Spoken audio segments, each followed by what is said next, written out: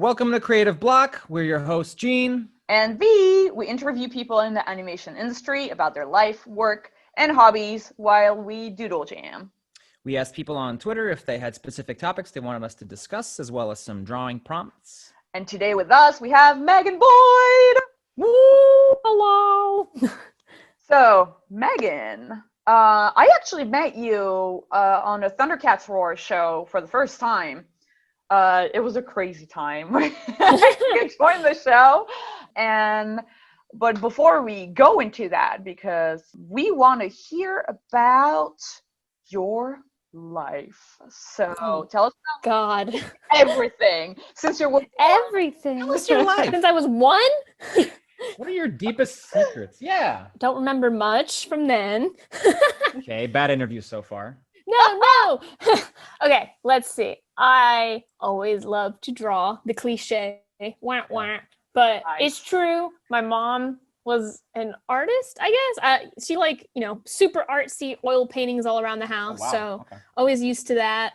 And then, because her dad was also an artist and a sailor, so this was like some mythical person I never met. And I was like, oh my God, I want to be all these things too.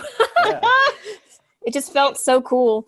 sailor and artist? Yes, he was like a merchant marine. So That's my crazy. grandma's house was full of like those wooden sailor statues, like little carvings and stuff, and like these little wooden bears and things from all over the world. So I don't know, art always just seemed like super magical to me.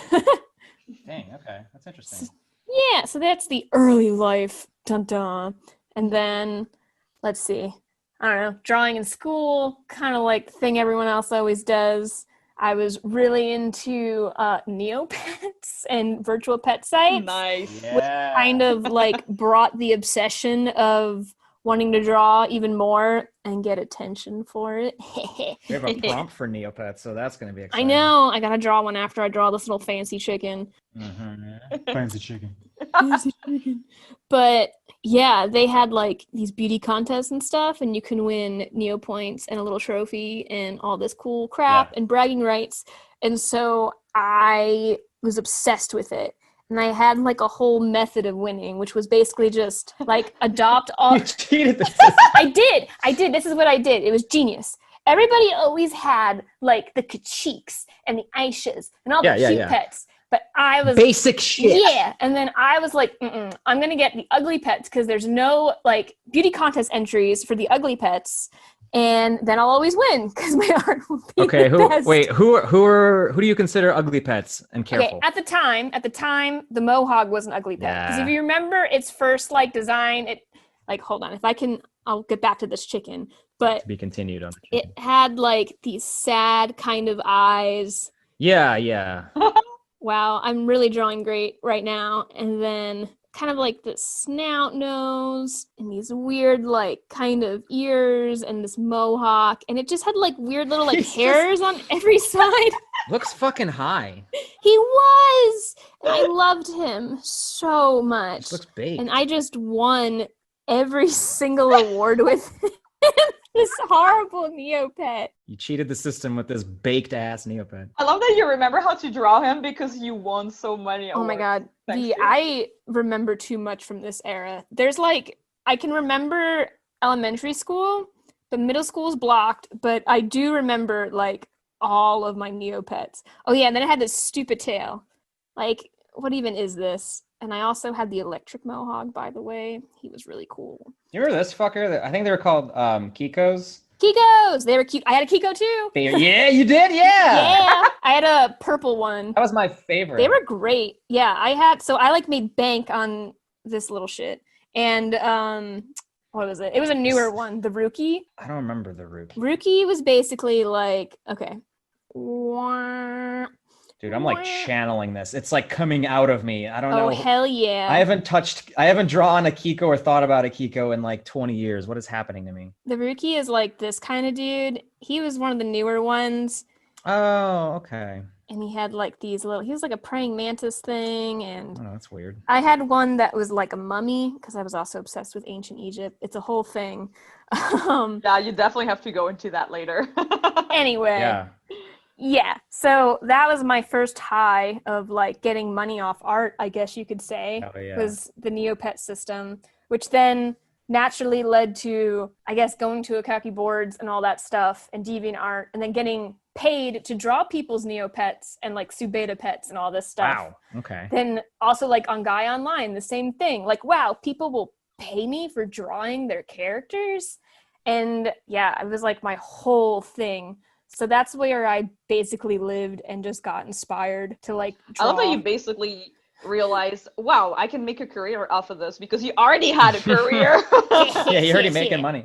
I swear that's like the millennial artist starter pack. It's like Neopets, DeviantArt, maybe Gaia.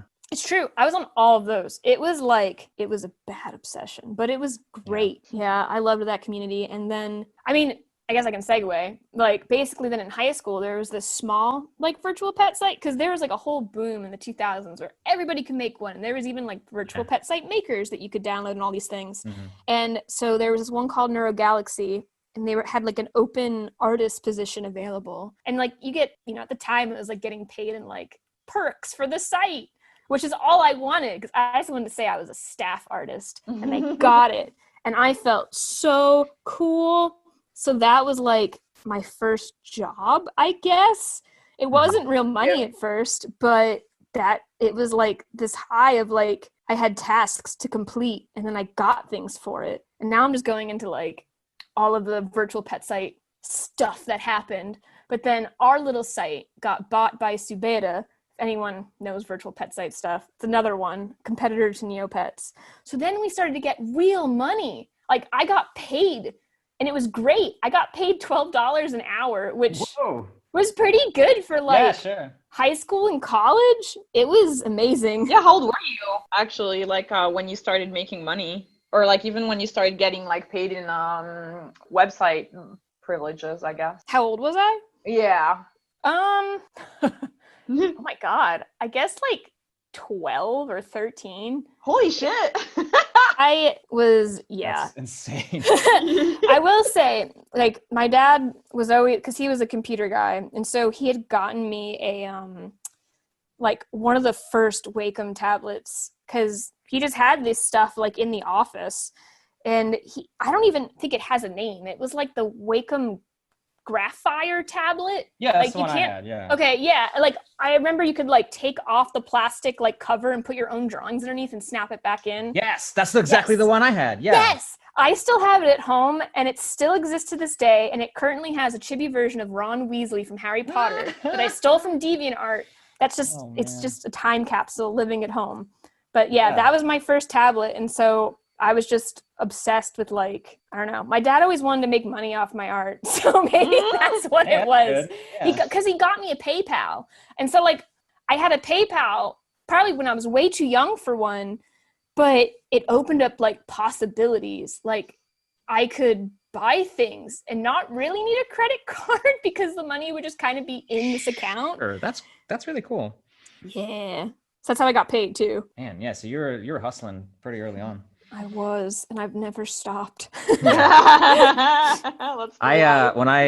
was on Neopets, I think I must have been 12. And to get on the like forums, you had to be 13. Yep. And I wasn't. And I was too good of a kid to just lie or I don't know. Well, like I didn't want to lose my account, I think too, so I didn't want to start over. But you had to like mail in a letter with your parents' signature on it, and I did that. Like my parents had to sign a letter saying that I was allowed to go on the forum, and I went on there and would try to find like virtual girlfriends and stuff. Oh my God! See, I just lied. I just put like a random birthday down. You're smart. I was a stupid kid. Oh my God! Which is why I don't like. I don't have access to that first account. I do have access to my third account, and I still have it, and it's great. And if anybody wants to be Neopet friends, it's Resin. I think that's what my name is. It's been a while. It's lame. Yeah, whatever. I love Neopets still, and I love virtual pet sites, and I wish they came back because it was zen. Yeah, it does feel like there's a kind of a gap there. Like I feel like people want it. It seems the new thing that everyone's been into is like the adoptables, and people seem to Oh my God, yeah. kind of be channeling that a little bit lately. I was a part of that for like early like DeviantArt days, and boy, I made so much money. Oh, it's still a thing. I mean, it's like blowing up on Instagram right now. Like kids are buying up Oh my God. adoptables. Like, how does it work? Because like I feel like, okay, I'm not even that much older than you guys, but I'm like, I am so out of my depth You're right my now. age, I'm like, yeah, I know, right? And I'm like, Get ready for your mind to be blown. oh yeah, because I'm like, first of all, what's the difference between like Neopets and adoptables? And then like, there's a difference. Yeah. Yeah, it's different. You might be able to explain it better, Megan. Basically, you design a character for someone to use as their own like OC to draw or role play with, etc., etc. And there's specific rules. Like sometimes you can't resell that character after you buy it from someone, or you can't customize it. And sometimes you buy characters that exist in like an already existing role play world. So you'll see sometimes like someone creates this unique creature and they're like, buy one of my, I'm just gonna use one of my examples. I had like these griffins that were all colored based on martinis and like alcoholic drinks. And so Okay. everybody was clamoring to get one of these drink griffins because it existed like, it was kind of, you know what it's like? It's like getting digital like vinyl toys. Like it's like collectible Yes. toys by an artist. It's But like blind box toys. Yeah. Yeah. But it's like, but you're buying like an art piece that you own, that nobody else can own. So it feels really cool that you have it. Interesting. It's weird, and I don't. so My millennial cool. brain doesn't really get it, but it's like I can. Yeah, I think describing it as vinyl toys is a good way to put it, because I do get that. That's really cool. I feel like it's almost like if you like sell a tattoo design and then only that person can get it tattooed or something. Sure. Yes. Yeah. Yeah. That would make sense. Yeah. Yeah, it's similar. That makes sense to my old person brain, which is actually not older than you guys, but you know, No, I'm not gonna at pretend all. I'm old for this episode. Old V. Grandma V. Grandma. Anyway, That was a tangent. Adoptables and Neopets. this whole show is that. Yeah, but adoptables were great. That was like, I would always jump on all these trends. But then I couldn't do adoptables anymore because people started breaking those rules, which they always do. Mm. So people were like, because I used to be kind of big in virtual pet sites, and I would do this art and stuff, but then people would try to like buy the adoptables and then put them on their virtual pet sites as like pets. Basically, people were just buying things and being like, well, you said I could do whatever I want with it, so I'm just buying your graphic design. Like, that's not it. So that's where like weird things start to happen, which is basically just commissions online in general, which like, you know, you would put something online like, I'll draw your character for $30 because it's like whatever. And, you know, you don't expect notes. It's just having fun and doing fan art for people for money. But then you get people being like, well, I saw your commission prices online were only $30 for one drawing, and I want you to design all these logos for a company. So why are you charging me $300? It's like, these are two That's not. Yeah. totally different things. It's supposed to be fun. Yep. It's like people ruin everything, Yeah, it's true. just in general. So how did you transition into animation? Like, what was your sort of first gig, or like what kind of got you interested in actually pursuing like TV animation? Well, okay, let's see. I was always like interested in making like little pixel sprites and stuff, but I always thought it was like a hobby. And like how like V said on like her interview, how you thought it was like a cartoon factory. Like I honestly was like, this is not a job. Like you don't do that. Like Disney does it. Like the man Disney himself animates all those movies. Like you don't really think about it too much. And then on an Okaki board, there was this girl that posted an animation test of her OC. And I was like, what the hell is this? This is awesome. Because she was like, oh, you know, I just did this for my animation assignment at college. I'm like, you can do animation in college? And I literally overnighted my like application to Ringling, which then jump-started me going career into animation. And yeah, it just kind of, I was really just into it. I like could like visualize. I mean, Ringling's a really tough school too. So I at first was like, maybe I'm not good at this, but no, I was pretty good at it, I would say. And my first job wasn't in animation though. So there was a couple setbacks along the way, but Yeah, but it's the path is never a straight line. And that's also what we want to hear about. that's Yeah. the interesting stuff. Yeah, it's interesting, and I think it also kind of makes artists more relatable, and also it kind of depicts a more like realistic picture of what it's like to kind of start in animation and like kind of look for those gigs, etc., etc. So Yeah. Tell Yeah, us and more about Ringling. oh God. Do it, spill it. I want to hear it. Yeah, Spill the tea. the Ringling tea is, I mean, it's all over online for anyone that goes on Twitter. It's a school. There's a lot. I won't even go into all the problems of it. I would say, besides everything else that there's issues with, the biggest thing is they create generalists, which is like, okay, cool, you're like 25% good at everything by the time you graduate. So like, yeah, I could model in Maya, and yeah, I could render stuff and rig things and animate, but your mind can only focus on like, a couple of those tasks at a time. You can't really perfect anything.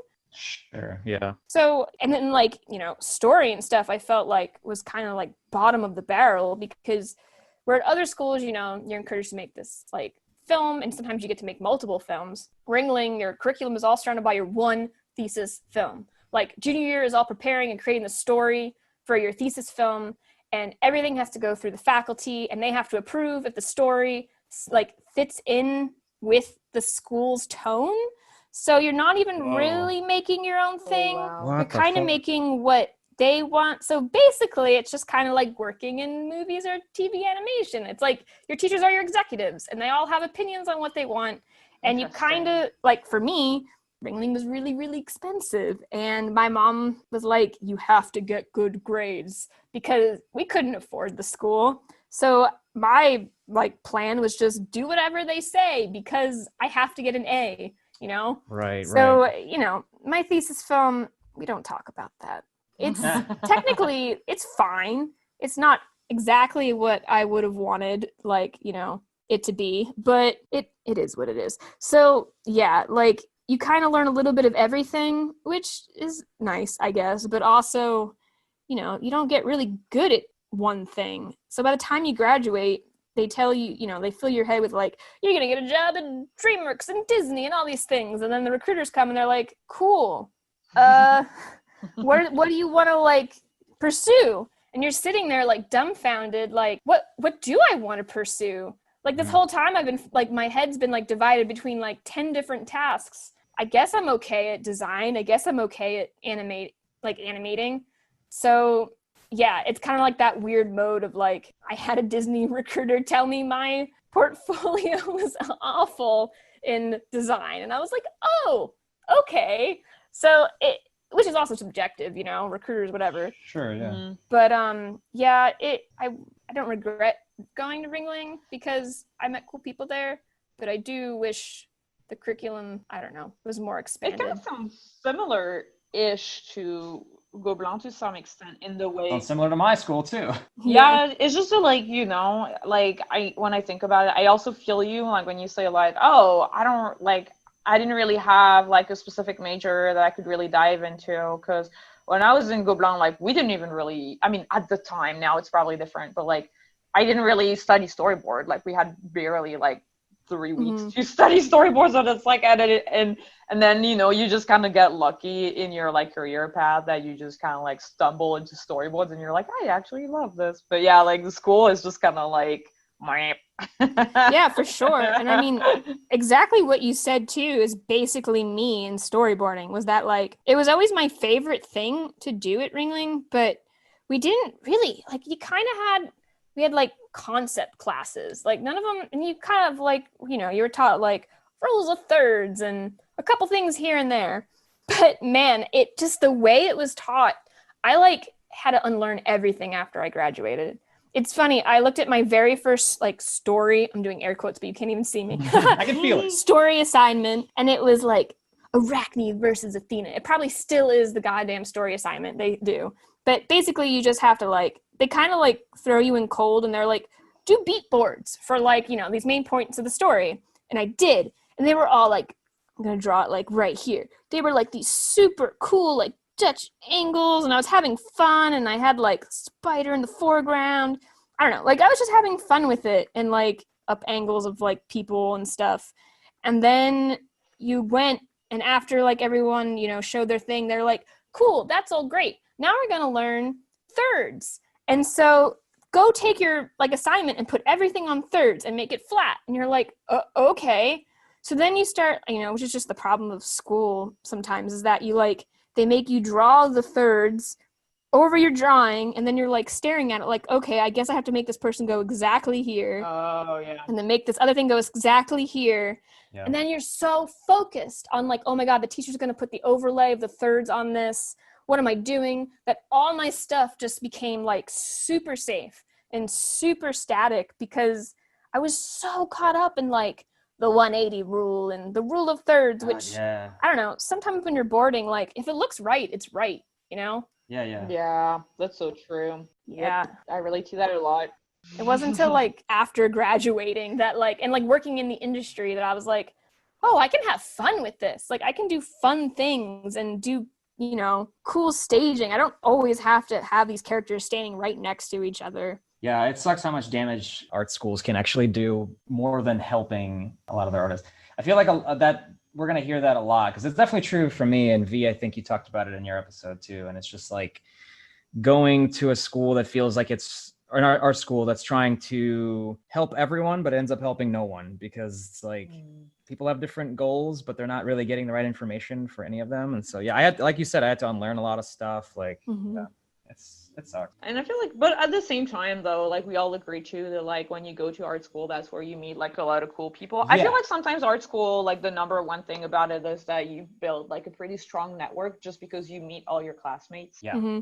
That's like all you get out of it. That's probably pretty worthwhile, but that's an expensive group of friends to get. Yeah. So if you can avoid it, you should. But just learn it all online. You could at this point, yeah. If you're American, because if you are studying abroad and you need a visa later on, you do need a diploma. It's true. But you can get a diploma in community colleges or the equivalent of what is state colleges in at least in France, and I guess that also works. So that was the asterisk to the learning online. No, that's actually a good point, because I actually kind of hate when people say don't, like, there's a lot of people that give advice online, which I'm all about, but it's kind of can be like, like a blanket statement or blanket advice. Not everyone has the same situation you're living in. And like for me, I had to go to college, even though I couldn't afford it. Like that is the goal that was created by my family. Like, you need to be successful. You need to go to college. Not everyone has those kind of like family social pressures. And like V was saying, like international, and there's all that stuff. So it is what it is. Yeah. No, that's what happened to me too. Yeah. Mm-hmm. Yeah. I guess it's just like, it's for the people who have a choice in the matter. Like I don't know if it's good to bog yourself down with debt if you feel like you can figure it out on your own, Yeah. And it's also like a personality. I feel like looking back, sometimes I'm like, I don't know if I had the personality back when I was like 19 to actually set goals for myself and like complete them and like be all gung-ho about drawing every day. I feel like kind of college gave me the structure with like clear goals and projects to finish. So like by the end of the 3 years, I had like I made stuff. Made stuff. But so college, and like what was it like when you graduated? I mean, I was terrified because I graduated with no job, which is like basically because you're set up, all the recruiters, like the students come to your school. That was the other thing about Ringling. I don't know what other schools do. It might be the same. They you have to like apply to a lottery system to even be interviewed. So like you apply to even be able to apply for the interview. And, I only got that one Disney one, and then I was devastated after that.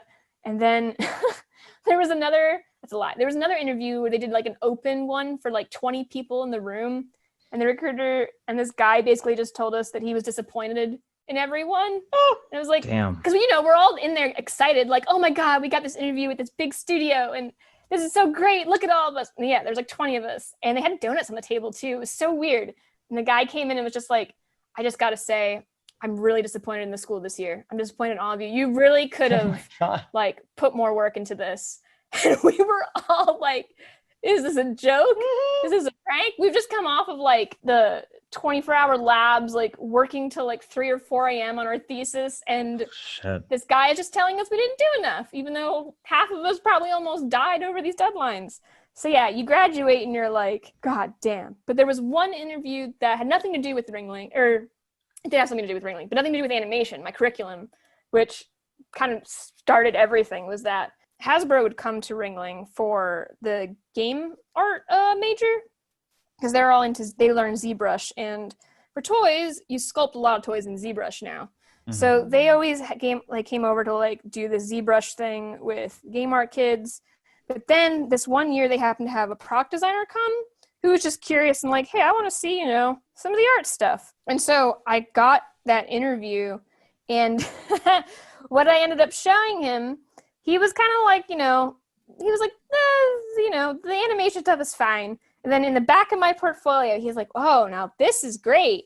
And it was my goddamn Nerd Galaxy virtual pet site art. Oh, man. Stuff I did in high school and the beginning of Ringling. It all full circle. Yes. Jesus. Because it's basically toy design. Because on those websites, if you don't know, there'd be an event like Christmas time, and you have to create like 6 different versions of a Christmas tree that all the people collect, or like a bouncy ball or a plush, and then you have to create all these variations on it, and like a pet and the different like pet. Yeah, we called them enchantments on Nerd Galaxy, but it's basically like paintbrushes on Neopets, which is basically like product design where you create, a doll or a character or a toy, and it has all these variations. So that's kind of what started everything, was that my little job on Nerd Galaxy got me a job at Hasbro in Rhode Island, and that's what I started off with. And it was pretty fun. That's amazing. That's so amazing. I can't believe how none of the things that you learned in college got you the first job. I mean, they did, but No, not really. I never showed anyone my thesis film. No one ever saw it. It was not really Wait, needed. wasn't it the one that you showed us though? Like the one with the girl in the ghost? Don't speak of it. Oh, God. It's fine. No, I actually Whoopsie.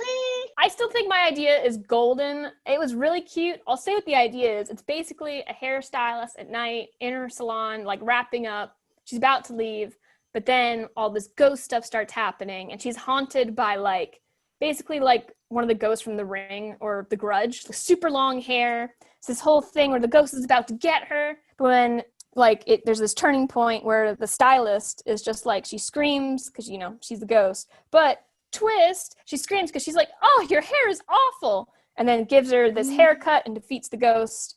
I thought that was really cute and clever, but whatever. Thesis films. I think it's a good twist. It's really cute. It was cute. I didn't know what I was doing. Animation itself, didn't actually click until after I graduated. That's just what happens probably with a lot of people. It's as soon as all the pressure and the technicalities and all the rules disappeared, I was like, oh, animation is just cheating. Yes, yeah. Oh, yeah. It doesn't even matter. Yes. Yeah. I feel like college teaches a lot of, it's too much technical stuff, and you never actually learn how to animate. And, I know. It was that's the important stuff. It was something. In fact, the one thing it started to click right before we graduated with this one scene in my film where there was this huge complicated thing where she has to cut all the ghost's hair, which if you want to do that in Maya, God forbid you're a student like me, I'm not going to learn hair dynamics. I don't have time for that crap. My rig was broken. Oh God, what I basically did was I didn't cheat. I was smart. I painted a rectangle of hair, let's say. It looked like this. It was and I just kind of gave it hair strokes and put glow effects on Photoshop. And then I brought it into After Effects and put the bones in it and all that stuff. And then just all I did for Maya was render out my thesis character's hand and the scissors. And then I just animated the rest in After Effects and comped it to make it look like it was CG hair being cut. Hey. And no one knew. Yeah, that's clever. It was great. Honestly, you're an After Effects wizard. All the stuff you do in After Effects is really good. I love After Effects. I just taught it myself. It's just like, yeah, it's just the program of cheating. Just put a bunch of crap on, like filters and smudges and whatever you want, and it just makes things look real and professional. Yeah. Yeah, blur, do like a layer on top, blur it. That gives it a nice little bloom. Yep, do a little bit of that, add a little bit of noise, but add a little bit of blur to that noise, all that stuff. Absolutely. Yeah, that's really funny that everyone goes through the same thing. I thought that was just me. No. Yeah, it's formula. all. I think that that's interesting though, and I think that that's definitely a lot of animation is just like, how can I get this done with as little effort as possible and still have it look good? It's true. I don't know if you can teach that. I think that's something you have to just kind of learn and like. I feel like I don't know. For me, I feel like I was taught like a bunch of cheats when I started storyboarding on this show that had basically no budget, the Kobushi show, because it was just like one of the more experienced board artists was just like, hey, let's watch some anime together and let's like pick apart a couple shots and see how they cheat. Because anime is so good with cheats. Yeah. So I think like I feel like you could definitely structure a class around that, you know, like find a bunch of like scenes and cool examples of like how there are like some really clever cheats in shows or animation. That could be a way to teach it. Yeah. But going back to your first job. Oh God, the Hasbro one? Yeah, so basically I started off here. I'll draw her. Oh God, I already messed up. I started off in associate product designer, which is like the lowest of low, but it's fine. It was my first job. I was working on Angry Birds. Nice. And it was this like different like offshoot franchise called Angry Birds Stella. And she was so dang cute. And yes, it was like the girl Angry Birds game. But she was this cute little bird. Oh my God, I can't remember. She had 2 or 3 tufts. It's fine. Rovio, don't hate me. I'm sorry. But it was this little toy, and you basically had there was like different outfits and different like accessories and a playhouse and all this stuff. So it was basically doing like my virtual pet site art, except now someone like made it. And it's crazy. Like I would draw like turnarounds, and then an engineer would look at it and make sure like a factory could build it. And then like the model shop would like send me over like a gray version of my drawing, and they'd be like, does this look like what you had in your head? Damn, that's really cool. And it was nuts. Yeah, it was like so much power. Yeah. It was like, oh my God, like what an awesome job. It was pretty fun. I mean, it was pretty fun, but also really stressful. Like toys itself is an insane kind of job. Like think animation stressful. Like it's one of those kind of things where there's no union, there's like crazy deadlines. Oh, yeah. You don't get paid enough for doing kind of a lot of the same things we do in what's called animation. So it was a lot, like lots of late nights and things, but it was kind of worth it because the teams I work with were always great. And like, you know, seeing kids with your toys and like play test your toys is insane because I loved toys when I was a kid. I was so protective over my toys. I had like buckets of all my favorite things and I just loved them so much. So to see kids like have that same reaction or a bad reaction to something you make was kind of like, oh God, I'm affecting someone's childhood memories. They're going to have that thing and they're going to remember it and they're going to find it one day in their closet and be like, oh, I used to love that toy. So it was that kind of like craziness. But yeah, I was in Rhode Island working on Angry Birds for, I guess, like a year and a half-ish. Yeah, something like that. And then I worked on a couple other things too. But I really wanted to like, you know, go into animation because that's what I went to school for. So I basically strong-armed Hasbro into making me transfer because I heard at Rhode Island that they were building an LA office, which is going to be like the brand new thing. And it was going to be cool because they were getting a new secret property and it was going to be this huge deal. So they had to be in LA so they could work with the studio. The big secret property, it's not secret anymore. They basically were acquiring the Disney Princess license, which is, for toy stuff, was a huge deal because Mattel owned it for like ever and it makes so much money. So Hasbro got it and they were building this LA office out here for it.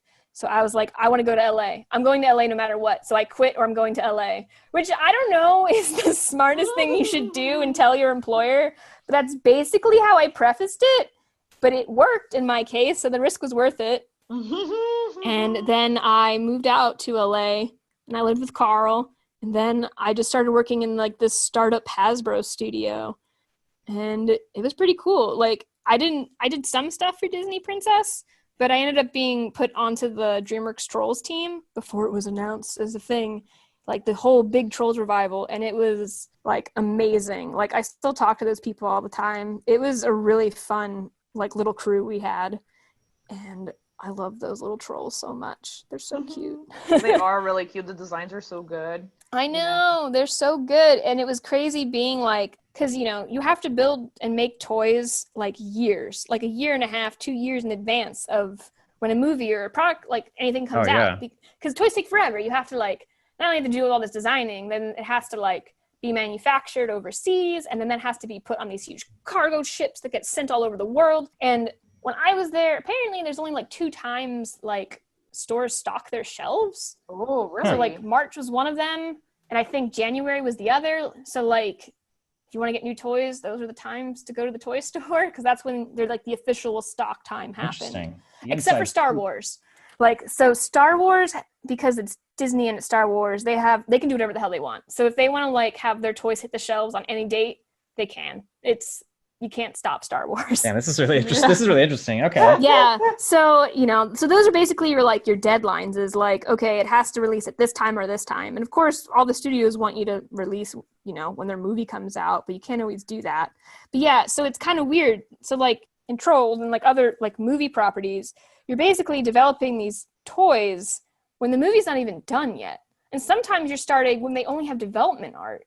So like a lot of the stuff we were working off of, it was just like development art of, you know, the trolls, and which is fine. Like they were super cute, but you kind of are going blind and just hoping, boy, I hope the movie doesn't change because this is what we're making. God, yeah. And, you know, you'd have meetings and all this stuff and you'd go in and you're like, okay, everything's going great. The movie did change. By the time, in fact, we saw it and it was different than the toys that came out, but it's fine because our toys were cute and doesn't matter. But basically, yeah, it was like, we were like working towards this one thing. And so like all of our like Poppy toys had like crowns because it was a different plot point of the movie. But when the movie came out, it had nothing to do with like being a princess and having a crown and a coronation. So that was fun. But that's why, in case you ever see like, you know, feature film property toys, like Disney or whatever kind of toys on the shelves that don't at all match the movie, it's because it probably was the old version. So I feel bad now for any time you get those fans be like, this is not movie accurate. Well, it was movie accurate a year ago, but you just don't know what the movie used to be. So that was an interesting hurdle to kind of work around. So it's like a moving target that everyone's trying to hit. Yeah. Yeah, it's constantly moving. And we were seeing like footage of like the movie, like 2 weeks, like not 2 weeks, all right, 2 months before the movie came out. We were like getting footage, and then that footage was not in the movie when we all went to see it as a crew. So we were like, oh. So then it's like, oh, even internally they don't like know what the movie is sometimes. So yeah, it's a challenge to work for toys because you're always just trying to reach something and you're basically just making guesses and being like, I hope that this is the direction the movie goes in.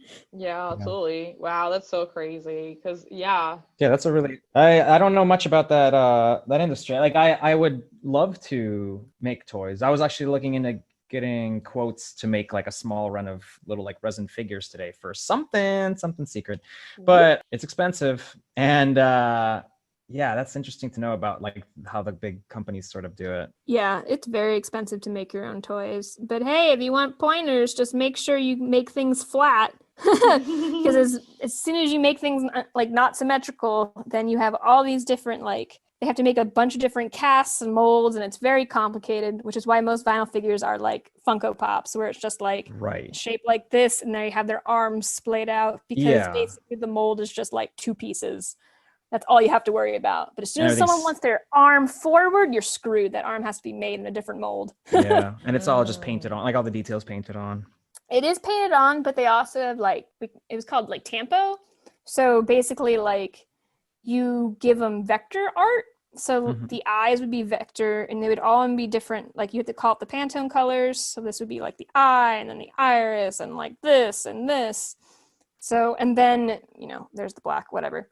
So you give them the vector, and what they do is, I guess it's like a stamp, basically. It's a stamp of paint, and it's super clean, which is what you see on most stuff. Like, if it looks good, and this is what you want to do. You don't want to do hand-painted details. It's super expensive because someone has to go in there, and then it's always going to look a little off. Yeah, but you can do this, and, like, basically, like, we would cost it by, like, how many hits it does. So, like, this would be, like, it, all the colors is, like, one hit.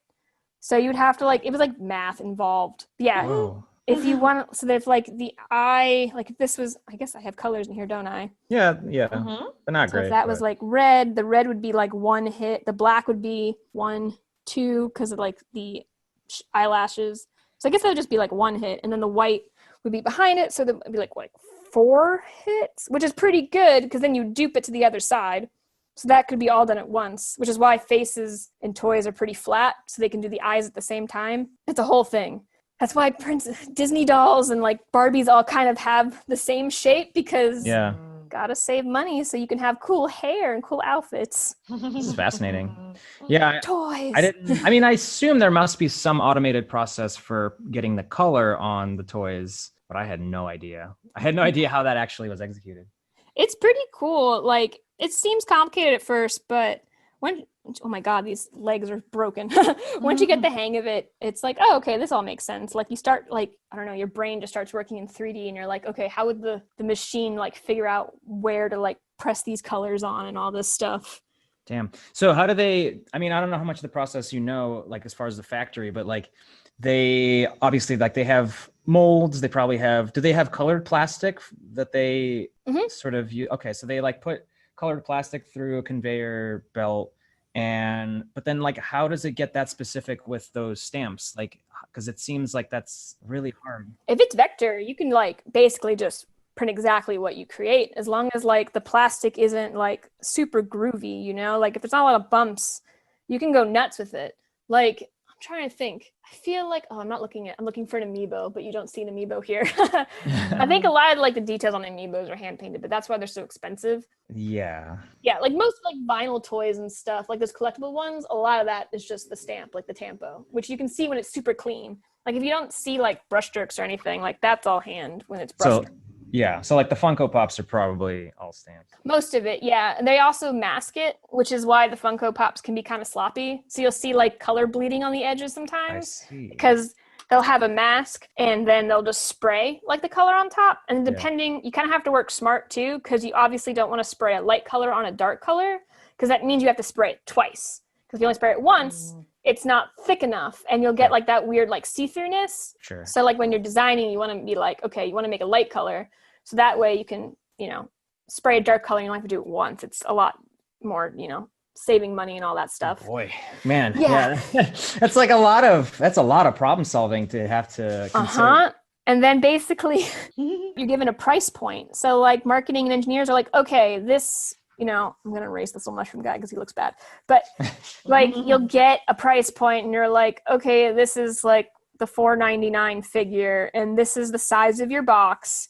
And the dimensions of your box can only allow like 1 inch depth. So your doll can't like go past that. And you can only have one accessory. Go make it unique and interesting. And you're like, oh man. Oh. And so then like every color, everything you do like adds to, the cost of the figure, even the plastic. So if you have like the plastic, like seal on the outside, like for trolls, it was like troll hair, that costs money too. So you have all these things working like kind of against you, but it's also kind of fun because it's like, problem solving. Yeah. I was gonna say that sounds kind of fun because it's like when there's limitations, you have to get creative and like when you're given a blank slate or like a blank canvas, it's like do whatever you want. It's like I don't know what I want to do. Like it's too much. I agree with that. It's a lot. I feel like TV, honestly, like starting my career in TV has helped me a lot progress as an artist because there's so much problem solving to be done. So you're like a lot more efficient with your choices. So I would kind of see that play out also for like toys and just like starting a career as an artist. You're like, okay, like those are the limitation within which I can be creative. Yep. Yeah, for sure. Which is probably why I'm like, I would call myself an efficient board artist. Yeah, 100%. Yeah, I don't bullshit around or anything. I just want to try to make things work in like the least possible scenes and shots in the most effective way, the clearest way. I don't want to kill myself by like adding all this unnecessary flourish Which is or great. Yeah. anything, because it's not necessary. Yeah, exactly. I'm sure directors love that too. I hope so. I think. I mean, sometimes you got to add a little flourish. Like if you're boarding a song, like sometimes you do have to board the track and add like extra beats and extra poses so things hit. But for like a basic talking scene, you don't need the character like to move 15 times to say one line, you know? Yeah. Oh yeah, 100%. I feel like it's always like that thing about like just like picking your battles. Like okay, like there you can allow yourself like a couple of moments when you're gonna go really extra during the episode, but all the other moments like just kind of like keeping it more. For sure. And how was your transition? Like how did you transition from toys to animation? I really wanted to work in animation, and I was like, oh my God, I'm freaking out. But at the same time, that like I was like ready to leave toys. My boyfriend Carl was on this one show, Wacky Races. Or no, he wasn't on Wacky Races. His old director from Beniculate was on Wacky Races, and they needed a board artist like immediately. So he threw my name in the hat, and I did a test. And that's how I got that. And I did the test in Photoshop. Oh really? Because I had no, yeah, because I don't know what, like, that's the other thing with Ringling. No one tells you what Storyboard Pro is. Like, you do everything in Photoshop because they're like in feature mode, you know? So Right. luckily Storyboard Pro is super easy to learn. But yeah, my whole test was like in Photoshop with the grayscale, like gradient backgrounds for depth for Wacky Races. I didn't know what the hell I was doing. Those boards for that test were like way too beautiful. But I quickly like broke out of that, so it's okay. Yeah, and then after like that, I mean, I've just been jumping around ever since. I was on Wacky Races for, I don't even know, I guess a year, maybe less than a year. Everything's kind of a blur after I started Wacky Races. Started on Wacky Races, jumped around. I did some freelance for Nick. I went to Disney TVA for a little bit. And then after that is when I started on Thundercats, which is like when I feel like I really got my groove, and like I was like, oh, I can storyboard. Like I really like have finally figured this out, and I'm not like sweating over every time I get a script. Like that show in particular for me, like it really fit my kind of sensibility because it was just super like fun. You could do whatever you want basically. You could like go crazy with, you know, angles, or if you just want someone's face to like have a little tiny cat mouth and little dot eyes, you could just do it. And it was super appealing and like just super fun. And they encouraged us to like get creative with things. And it just, yeah, it was like a playground of just having fun and like doing whatever we could do with the medium. So I feel like I leveled up on that show. Yeah, everyone I know a good amount of people that worked on that, and like everyone I know that worked on it came out of it just like feeling fulfilled, which is like not very common. Yeah. So that's good. Which is really funny because it's like, yeah, for like I feel the same way about Thundercats Roar. I remember even telling the showrunner Victor, like I told him like, oh, usually I always need to do personal art on the side, but this was the only time in my career where I don't really feel the need to do that. Because it was creatively very fulfilling because you could explore and do so much. But we still got hate, so that was fun. So like, wow. I still get hate. That's the internet. Yep. Yeah, we get all the hate from it, but at the same time, like you can do everything like during the show. So I don't know, it was like really fun, like an interesting moment, like really funny to see like how outside people are like, you suck, but like the day-to-day job, at least as a board artist, was like so fun. Yeah, it was super fulfilling. And also, like, technically, like, even though it's super simple, like, the boards are really technically, like, intricate. Like, we were doing some, like, animated camera moves, which is something you don't really see on shows anymore. But we were doing it, like, just crazy things that, yeah, you haven't seen a lot. So I'm glad I got to, like, work out those action muscles. Mm-hmm. Well, that's the benefit of the designs being so simple, too. It's like... Yes. It's cheaper to do those kind of crazy camera moves and stuff when it's not like a detailed character. It was really tough though. Like the showrunner, like we would hang out with him a lot, and he would kind of tell us like stories of like how when he would fly to Korea and stuff. Like sometimes it was kind of hard for the Korean studios to take full, not ownership, but like to feel confident that they could kind of break the model. Because a lot of the studios, they're so used to work with shows that are super tight, super on model, that when you tell them like, oh yeah, like go crazy, they're like, are you sure? They're like, do you really want that? Because when we've done that in the past, that didn't go well. Interesting. So there's like a little bit of yeah. So they've been hurt before too. Exactly. Yeah, the characters were really simple. I loved them. Of course, I forget how to draw Chitara. Oh no. Why did I start drawing her? Uh-oh. Nobody look at that. We'll edit this out. Okay. Yeah, it's silly how much hate that show got. But you know what? Like, it's an established IP, and the people complaining are all like in their 30s and like us. miss their childhood. Yeah, well, I guess, but you know. I don't care if they hate it. They have every right to like not like the iteration. I feel like the thing that drives me the craziest is that they're just like in an echo chamber of repeating what everyone else says when you know that none of them have even watched it. Like, they're just like, oh, they did this thing again. Did you know they just did like a Teen Titans Go joke? And I'm like, you clearly haven't watched the show. Yeah. CalArt style. Oh my God. I don't think any of us even went to CalArt. I don't. No, yeah, probably not. No one went to CalArt. No, it's like, what are you talking about, man? That's so funny. Yeah, God. bad animation takes. Yeah. But that's when you transitioned to being a director. That was when you were on Thundercats, and ever since.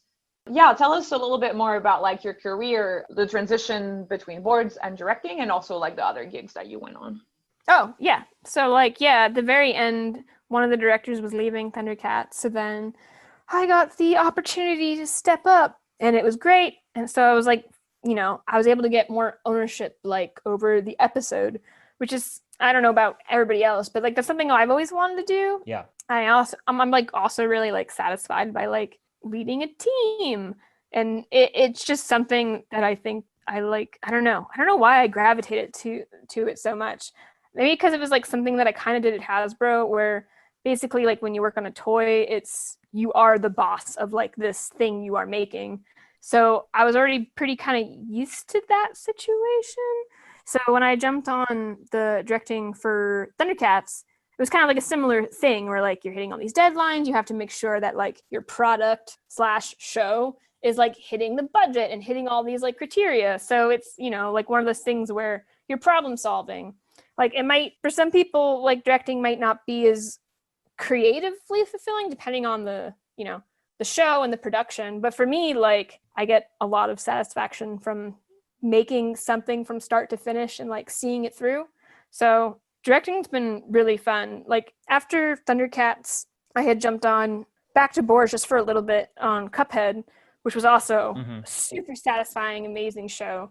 And that one was more like board driven. So I was still able to get like that satisfaction of like seeing something through and putting my own spin on things. So that was another kind of challenging show in its own way, where different from Thundercats, where Thundercats was super actiony and all this stuff. Cuphead had this whole different like world and era that it was like getting its inspiration and style from.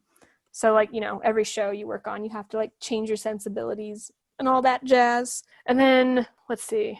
And then after Cuphead, then I got a director's offer for what I'm on now, which is Middlemost Post. So I'm back to doing it again. Nice. Yeah, it's great. At Nickelodeon. Yeah, I would have been finally able to work in-house at Nick, but we're in a pandemic, so it's fine. It's still at home. No office for you. I know. I'm in my living room right now. It's acceptable. Let's just say that.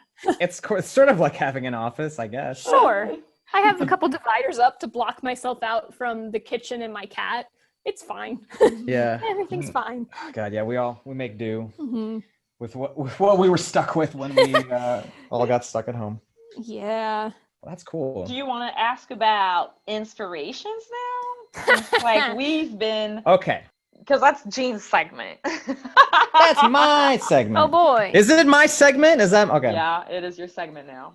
Well, yeah, I always like to hear what sort of were the big like 3 influences that people had that kind of got them going, and which is sometimes a big ask. So if you can't think of any right away, that's fine. But like, specifically, was there any kind of moment or something you watched or read that really made you want to do this and really like started you on the path? Oh my God. That is a big ask. Let's see. Yeah. I mean, I guess it depends. I guess like really far back, it was, cartoons, just like Cartoon Network was the cool new network that I would watch when I was a kid. And I was entranced by it. And it was also cool because my parents would watch it. So I felt like, oh my God, this is magical. Like Courage the Cowardly Dog was like my favorite show. And we would always sit down and watch it, and I would draw the characters. And that's still probably why I draw my cat with these little feetsies with the 3 toes. Yeah, the little so damn cute.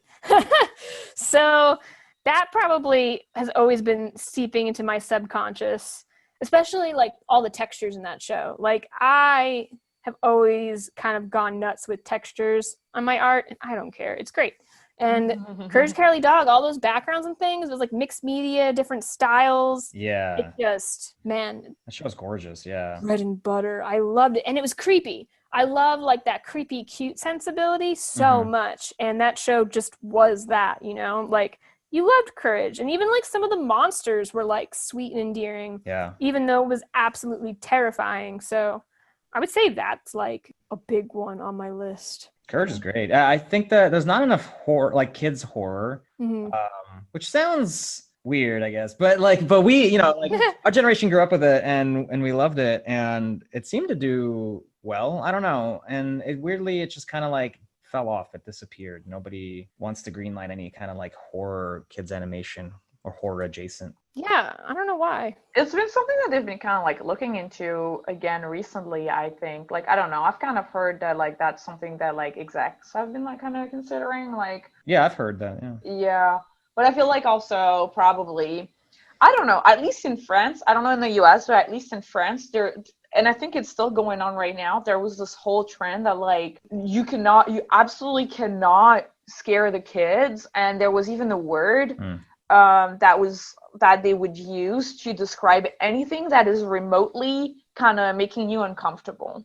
So even like, for example, if your character's eyes were too big, they could call it this word and they're like, oh, it's too big. It's like, it kind of makes people feel uncomfortable. So what's the word?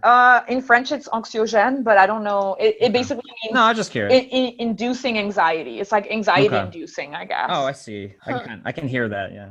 Yeah, like this puddle is too big. It's anxiety inducing. You got to make it smaller. What? This puddle is too big. No, for real. Like I'm not even making this up. It's like yeah, like, and that's one of the things I keep saying that I keep bringing back. It's like there was a show that I was working on as a board artist. We couldn't make the main character frown because if he was frowning in any kind of way, it made him look mean. So frowning was like forbidden expression. That's insane. Only arched eyebrows. Oh my God. I know, it was insane. I think they're kind of like, I think hopefully maybe they're kind of getting off that like weird train. But I know there was like, it was at least like a 10-year period where it was just like, no, we gotta like super overprotect the kids and basically make everything extremely safe. So nothing can make them anxious. That's crazy. I don't know, whatever. That might be a whole other topic of conversation. I just think it's so crazy to like worry about kids. It's like kids need to experience things in a safe way. Like there's value, I think, to like toying with those emotions a little bit, because if you don't, you just like get repressed and weird. And that's true. And honestly, it's exactly what you said, is like cartoons are the safest way for kids to experience things that are scary, because it's like you have like complete control over what you're watching. You have like the remote control. So if it's too scary, you press like pause. But I know that, I don't know, I feel like we do have to confront our fears. Like I would always come back to like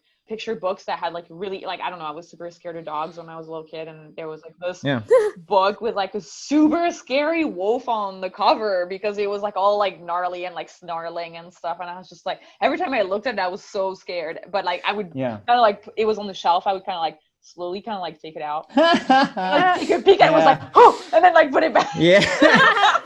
Too much. Well, I think that like that is it's primal, you know, like you we all have the capacity to like feel that stuff, and so it's like it gives you that little rush of adrenaline even as a kid, and that's healthy, like it's normal, like you should lean into it. Yeah.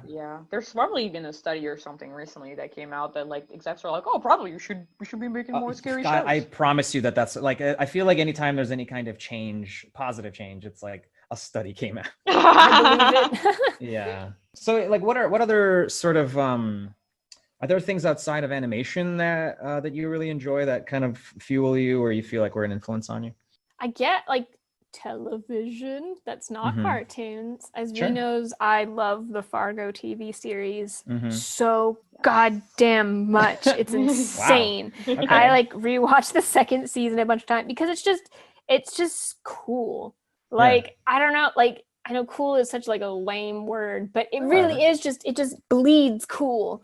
And I want the things I do like be the same way. Like they do things with like split screens, and there's just so much attention to detail with like sound effects. Like a character will just be looking and you hear a little like ding in the background, and you're like, oh my god, that was like a little sound cue. That means this like person's psyche just kind of snapped and they're gonna do something crazy. Like really subtle things. It's just, oh my god, I feel like I get a high off watching it. I've never watched it. Oh my god, watch it. You should watch it. I haven't watched the new seasons, but season 2 is amazing. It's season 2 is so good. Season 3 is weird. Season 3 seems to be the least favorite because I think it was just, it's very abstract and kind of like out there, and it has almost like kind of a different tone. But this new season out, season 4, is like back on track, and boy, it is so good. So yeah, I try to get inspired by like not animation usually. Good, that's probably good. Yeah, I don't. Well, okay, here it comes. The only animation I would say I've been really obsessed with, and you're all gonna laugh.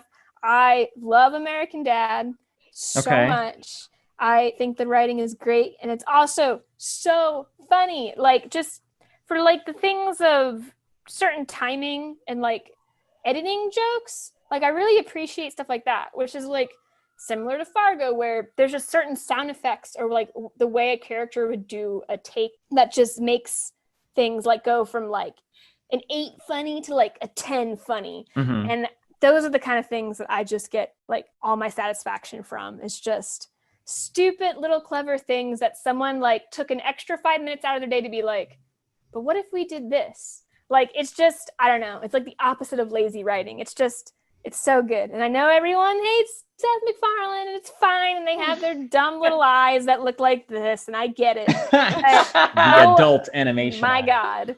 That alien's funny, everyone. Steve is funny. I love that show. It's all I've been watching. I used to watch it all the time. I don't even think I've ever watched American Dad. Like because I always confuse it with the other one. Family Guy? Yeah, because they have such a different energy. Different shows. I know they're different, but for me, it's like they're both 2-word shows with a family that is like adult cartoon. So my brain always like mashes them together, and like they're very different. Yeah. Well, I mean, that's like you and most of everyone. They're like, oh, it's just Seth MacFarlane, whatever. But it's like, no, like American Dad, like the characters are actual characters. Like they're not just like they are tropes, but not in the way where like Family Guy, it's just you cut to a character and there's a flashback and a pop culture reference. Woohoo, we're smart. It's like, that's lazy. But American Dad, they have like Steve is this little weenie, and his voice gets really high sometimes when he screams, and that's just so satisfying. Or they'll do like, I don't know, like an extra like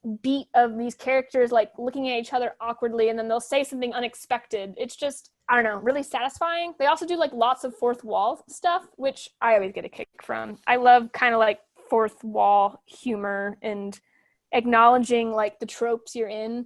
Like the episode I just watched today was just an episode where, I know this is lame, I'm going off an American Dad. No, go whatever. For it. No, I love that you just watched that episode today. I watch it every day for lunch because now it's all on Hulu and you don't have to wait because they were locked away on TBS forever. But the episode that we watched today was like Roger the alien and Steve, they're like, they run away, they have a fight with the dad, whatever, and they're in a boarding school for girls. And as like the episode progresses, the alien Roger's like, something is wrong about this. Everything is like adding up too conveniently. Like these feel like bad, like lazy writing, and then like it's revealed that they discover they're in like their own spin-off show. Oh, So what? they Okay. spend the rest of the episode being like, oh my god, we have to break out of the spin-off show, we'll never go back to your family again.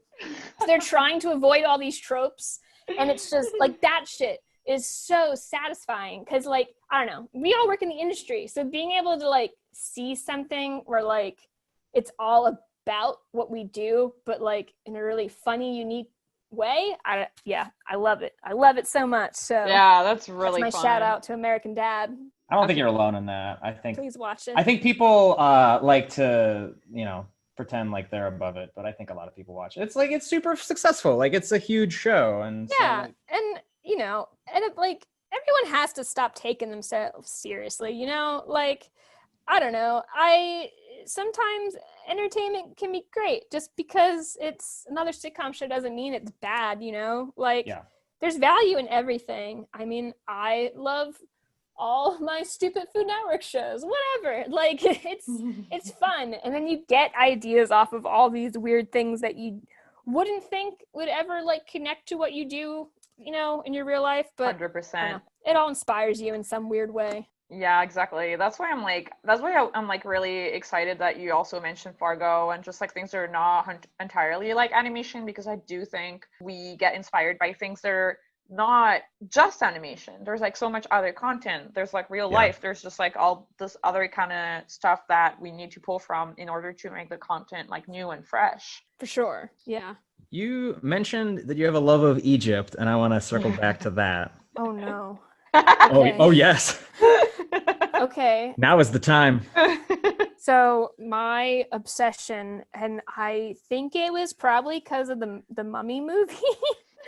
Yeah. Hey, good movie. Great movie. Holds up. Super So. camp. I love it. And yeah, I mean, I like the ride. before I even wanted to, oh God, here we go. Here we go. Before I even wanted to be in animation, I straight up was determined I was going to be an archaeologist. That was my career path. Wow. Okay. I was so inspired. I was like, I want to be like the guy in the Mummy. I want to be like Indiana Jones. Brendan Fraser got it. Yeah. Yeah, it was just like, I'm going to be an archaeologist. I'm going to go to Egypt. I'm going to find mummies, and it's going to be great. And I don't know, it was like, man, it was a spiral. Like, it's all a blur. There was that. I found this like weird book in the library of Egyptian, like ancient Egyptian mythology, and it had like all these stories that clearly no one in the elementary school was like going through to see what was inside of it, because it was super dirty. It was like, like all this mythology from back then, it's all like adult jokes and things that yes. adults would get, but just like how like fairy tales were like way like adult humor. So weird things like that. But man, I thought it was so funny, and there was like little illustrations of the Egyptian gods in it. And then it just, I spiraled. I wanted everything. I had that crappy, my mom would get the Toscano magazine, and for Christmas, all I wanted was the statues. I had this like 3-foot tall Anubis statue that was meant to hold like wine, I'm pretty sure. He held my Beanie Baby. Oh. Because he was like my BFF. And he was in my room. I painted a mural on my bedroom wall that I just created of like, it was just a random like pharaoh and Horus, because they were like cool. I loved Horus and Thoth, and I loved Anubis. It was bad, guys. Everything I like for like several years, I asked for just ancient Egyptian stuff. I would go to the museums to look at the mummies. It was. That sounds so endearing, though. Like I don't know why you have such a deep shame of this. Apparently, because it sounds great. It was. I don't know.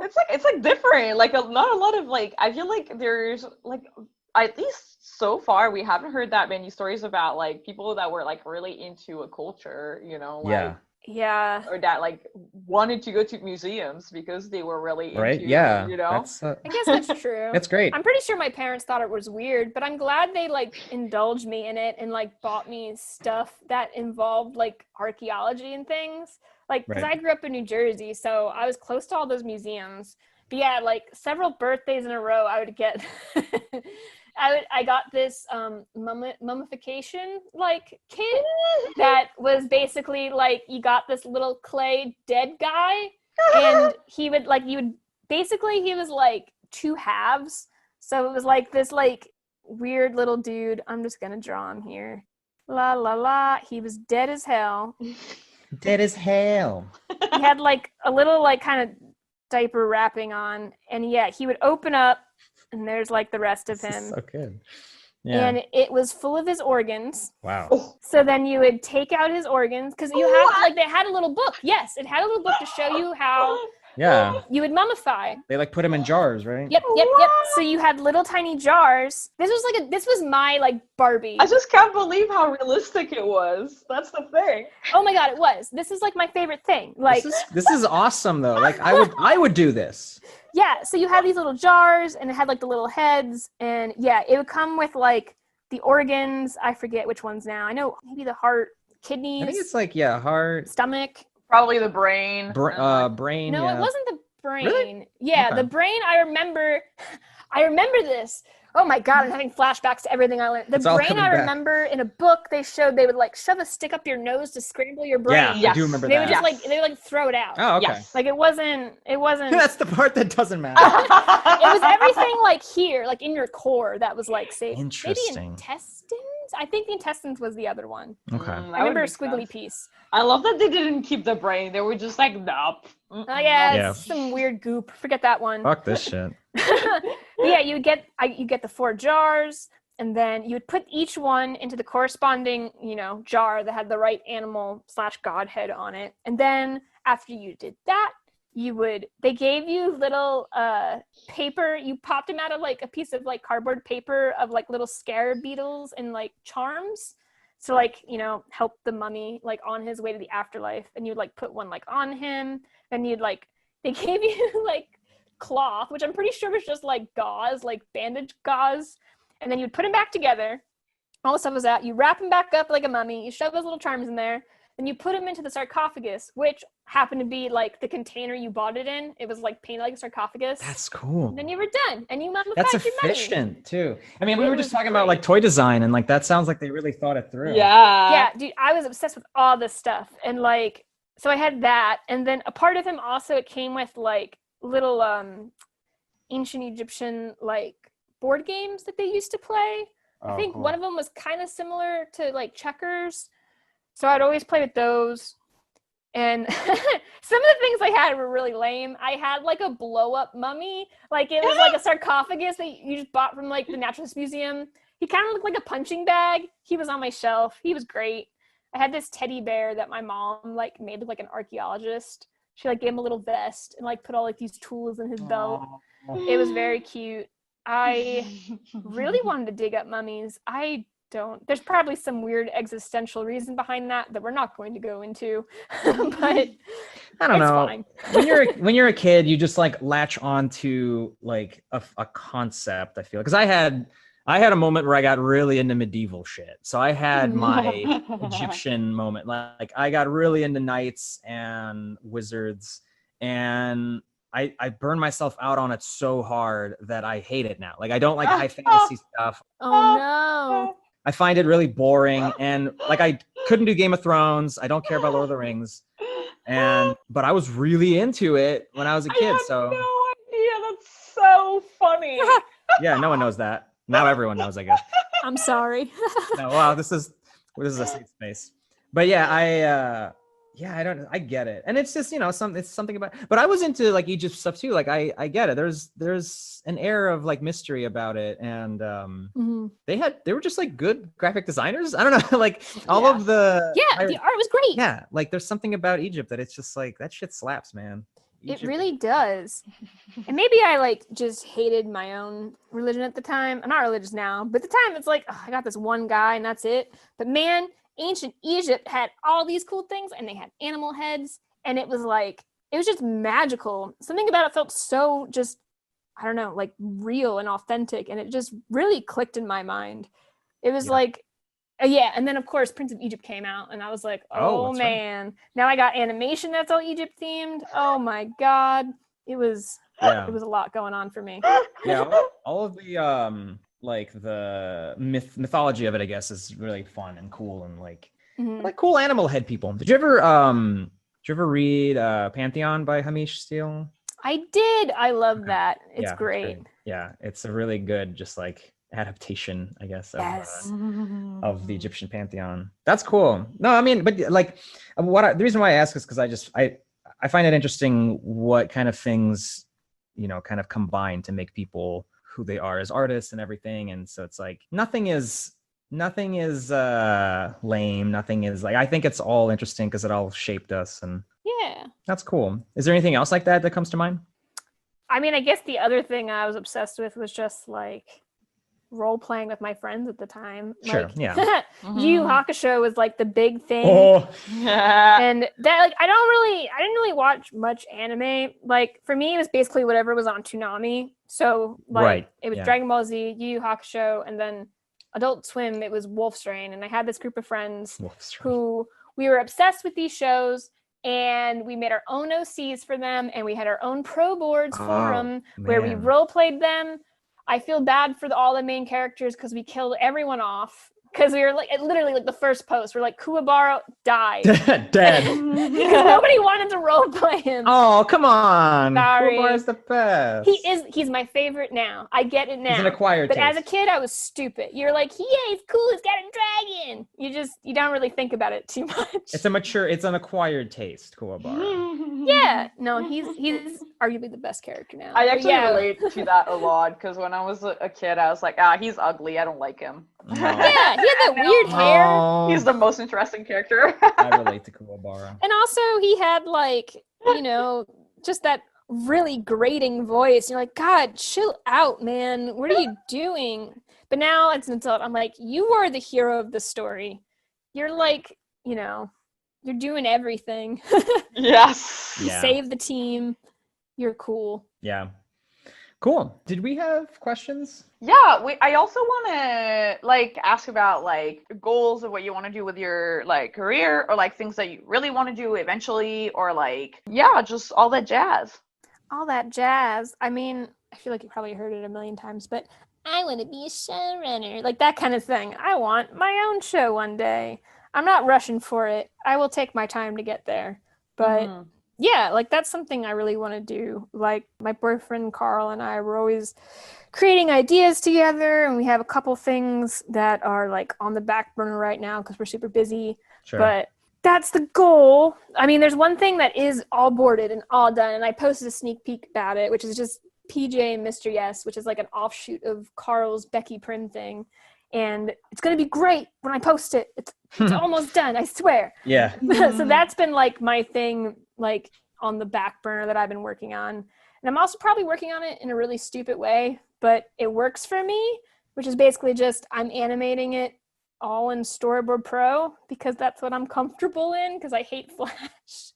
So Flash that's been sucks. kind of fun. It really does. But I know how to use Storyboard Pro, so I've created like this whole method, my little production method where I animate it all.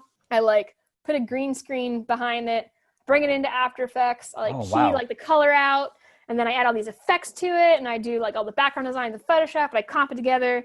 I'm very proud of myself. So I'm excited to post that eventually. That is such a complicated pipeline, but hey, whatever works, man. It works, so I'm not questioning it. Yeah, just like, don't touch it, it's fine. Yeah, basically. It's like held together by a thread, but that's like probably everything I do. It's okay.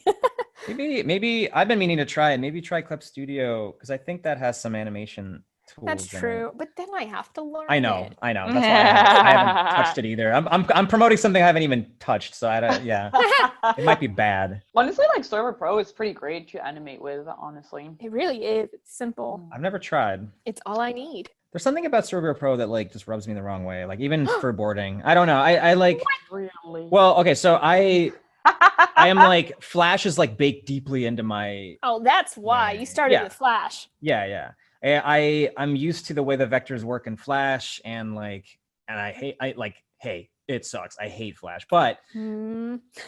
but it's all I know. And so like going over to Storyboard Pro, it just doesn't make sense to me. And I've gotten used to it, but it's still like I feel like I'm always working against it and it doesn't work for me.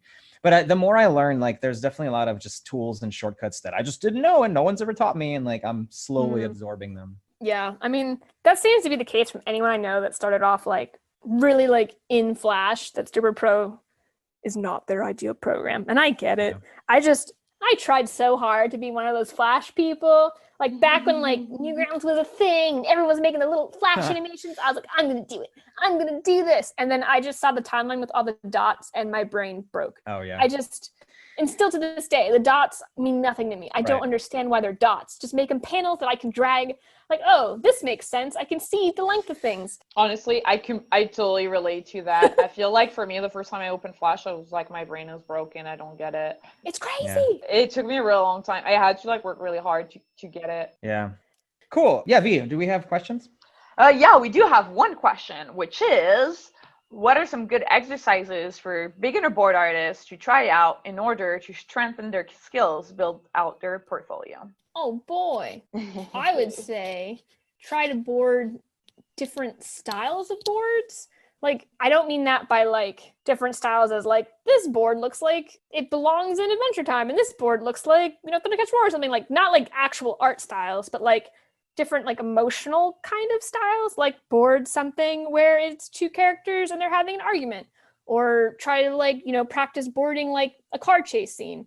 I think like having that kind of ability to like bounce around between different like styles of boards is really beneficial in your career, especially if you want to be a TV board artist, because you're going to jump around to different kinds of shows like all the time. Like I jumped around from, a show at Disney that was kind of slice of life sitcom staging style to Thundercats Roar, which was absolutely madness and crazy action scenes and dynamic stuff. So I think that's the kind of thing you should probably focus on, is like, don't get too, comfortable with just one kind of way of boarding, like just having characters stand there talk, because while technically that works, studios, employers kind of want to see what else you can do. So yeah, and you can always, watch and reference things to get used to that kind of stuff. Like I couldn't just board a car scene for the first time, like out of nowhere. Like I watched a bunch of stuff to do it first, Yeah. Like 100%. that kind of thing. No, that's good. That's strong advice. Yeah, totally. I agree with you on the thing that's like not just the art style, but like trying to understand what it means to have a storyboard style for a show. Like it's so different if you're like storyboarding for a cartoony show than if you're storyboarding for like a realistic type of show than if you're storyboarding for a musical or yada yada yada. Yeah. Yep, for sure. Well, that was like really great. Like we covered so much. I think and I love that like this episode is also like we had this whole like segment about like toy design, which I think it's so interesting and so cool. Yeah, I was really into that because that's a very unique thing that I don't think I don't know anybody that's gone through that world. So that's fascinating. My past life. your many lives. Cool. Is there anything else that you wanted to say or plug? Oh God. Watch Middlemost Post when it comes out. Yeah. I'm excited for it. The show's super cute. I love the crew and everyone will love it too. And also, yeah, I guess that's it. Nice. Stay sane. tell people your handle, where to follow you. Oh, my handle is at Magic Bunny Art because that was the name I made in middle school and I'm stuck with it forever. And that's my username on literally every social media site. I was Hyperboy on DeviantArt and nice. Other stuff because that was the name of my Flash series. I was one of those Flash people that you talked about, but and I guess I was smart enough to try to abandon it as soon as possible, and so like I did not want to be 30 and still be going by Hyperboy. This is my curse, but also Magic Bunny is also my initials MB, so it kind kind of works. Whatever. Sure. It's fine. Honestly, I like that like Magic Bunny art though makes you super safe so that like Yeah. it feels like, okay, this is an account I can follow. Yeah. And it's unique because my name is so common. If you Google it, you'll get a million other people that is not me. So I noticed that. Yeah. Yep. Hence my middle name in a lot of things lately. But yeah, Magic Bunny art. That's me. Cool. All right. Well, that's the end of this creative block. Thanks to Megan Boyd for being our guest and sharing her story. And thanks to our listeners. Follow us on Twitter, where we ask for drawing prompts and questions to ask our guests. And please subscribe to our channel, please.